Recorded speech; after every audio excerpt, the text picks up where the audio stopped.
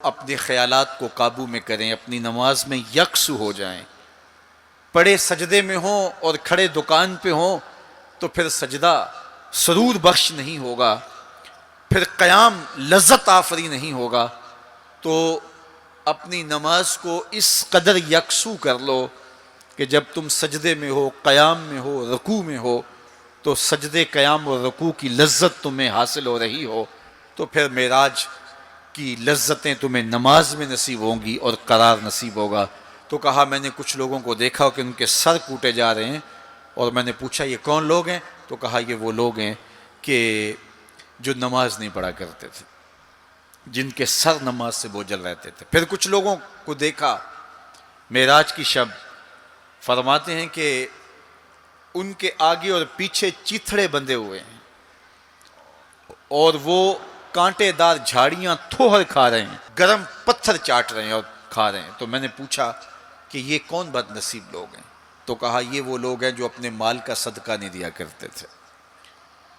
مال کی زکوٰۃ نہ ادا کرنے والے سخت عذاب میں مبتلا ہوں گے اور اللہ کے قہر و غضب کا شکار ہوں گے۔ اور پھر فرمایا میں نے ایسے لوگوں کو بھی دیکھا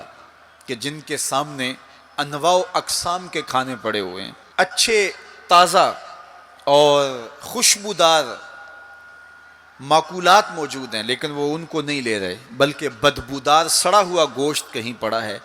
اور وہ اس کو اٹھا اٹھا کے کھا رہے ہیں۔ تو مجھے حیرت ہوئی، تو میں نے جبریل سے پوچھا کہ یہ کون بد نصیب لوگ ہیں کہ ان کے سامنے بھنا ہوا تازہ گوشت موجود ہے، خوشبودار گوشت موجود ہے، لیکن یہ اس بدبودار اور متعفن میں ہاتھ مار رہے ہیں۔ تو کہا یہ آپ کی امت کے وہ بد نصیب لوگ ہیں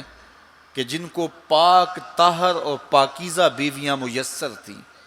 لیکن اس کے باوجود وہ ناپاک عورتوں کے بستروں پہ راتیں بسر کرتے تھے۔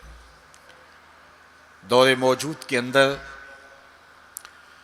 برائی اور بدی تیزی کے ساتھ پھیلتی چلی جا رہی ہے، اور جدید ذرائع ابلاغ نے، جس میں سوشل میڈیا پیش ہے، آنکھوں سے حیا تو چھین ہی لیا ہے، خیالوں کی پاکیزگی تو چھین ہی لی ہے، عصمت کے جوہر پر اتنی تیزی سے یہ آلات حملہ آور ہیں کہ اپنی نئی نسلوں کو بچانا اور ان کی حفاظت کرنا بہت ضروری ہو گیا ہے۔ میری اور آپ کی ذمہ داری ہے کہ ہم اپنی اولادوں پر گہری نظر رکھیں اور ان کی حفاظت کریں، چونکہ اگر عصمت کا جوہر محفوظ نہ رہا تو پھر پلے کچھ بھی نہیں رہا، اگر آبرو سلامت نہیں رہی تو پھر پلے کچھ بھی نہیں رہا۔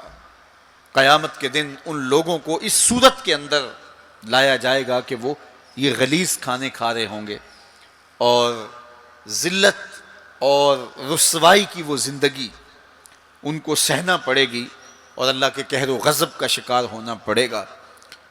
اپنی خلوت کو اور اپنی جلوت کو پاکیزہ رکھنے کی کوشش کرو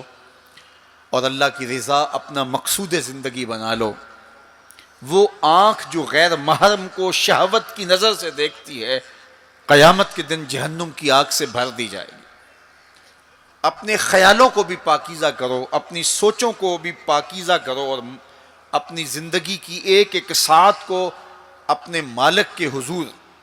پیش کرو اور اللہ سے توفیق مانگو خیر کی اور برکت اور رحمت کی۔ جب انسان کی نگاہ پاک نہیں رہتی تو خیال پراگندہ ہوتے ہیں، خیالات کی ناپاکیزگی اس کی عصمت کے جوہر پہ حملہ آور ہوتی ہے، اور شیطان کے لیے یہ بڑی خوشی کی بات ہے کہ کوئی نوجوان اپنی عصمت اور اپنی آبرو کو داؤ پہ لگا دے۔ تو دور موجود کے اندر یہ فتنہ تیزی کے ساتھ بڑھتا چلا جا رہا ہے، اس میں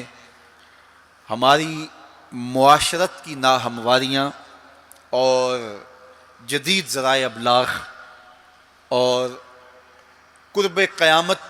کی وجہ سے فتنوں کا آسمان سے بارش کی طرح برسنا ہے،